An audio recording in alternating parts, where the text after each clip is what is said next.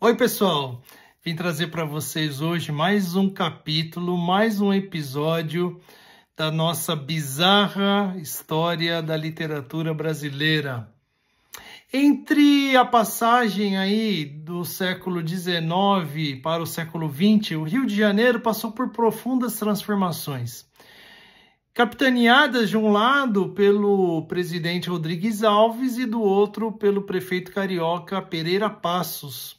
Eles queriam transformar o Rio, deixar o Rio moderno e tão cosmopolita quanto Paris.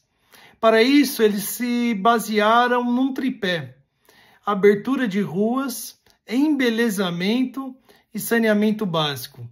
As vielas do Rio deram lugares a grandes avenidas compridas e largas. Os cortiços foram retirados do centro.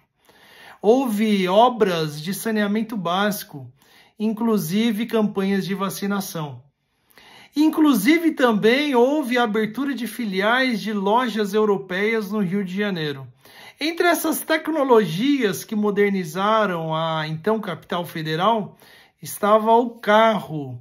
Em 1897, o jornalista e dono de um jornal, o José do Patrocínio, trouxe da França um carro movido a vapor, que era a tecnologia da época, chamado Serpollet. E já viu, algo inédito no território brasileiro atraiu a atenção de muitos interesseiros e puxa-sacos.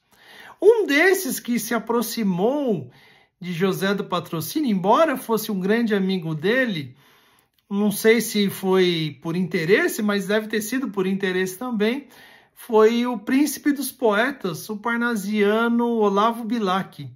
Se aproximou, jogou um chaveco para conhecer o carro, e uma vez dentro do carro, José do Patrocínio ofereceu para o Olavo Bilac se ele queria dirigir. Imagina, pessoal, um carro era novidade no Brasil. Ninguém sabia mexer.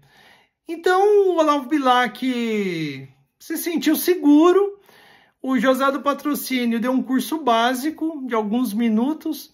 E lá foi o Olavo Bilac, lembrando que o modelo seguia, obviamente, era um carro francês, seguia o modelo europeu. O volante ficava à direita e o passageiro ficava à esquerda. Então, Olavo Bilac saiu pela estrada da Tijuca, saiu acelerando no máximo, Imaginem, 4 km por hora o carro atingia. Na primeira curva, nessa rapidez toda que o Olavo Bilac estava, ele bateu o carro numa árvore e o carro deu perda total. Infelizmente, o carro se perdeu, mas felizmente o José do Patrocínio e o Olavo Bilac saíram ilesos, mas também 4 km por hora, Mas enfim, saíram ilesos. E muito tempo depois, o Bilac escreveu numa crônica, publicada no próprio jornal do José do Patrocínio, que aquele episódio estava seguindo ele por muito tempo, porque quando ele tinha carro e dava uma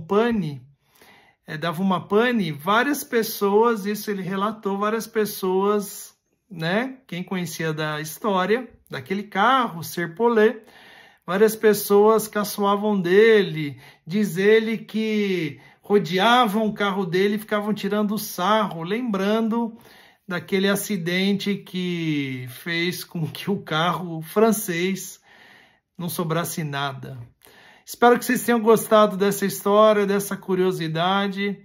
Até a próxima história, até o próximo capítulo da história bizarra da literatura brasileira. Até a próxima.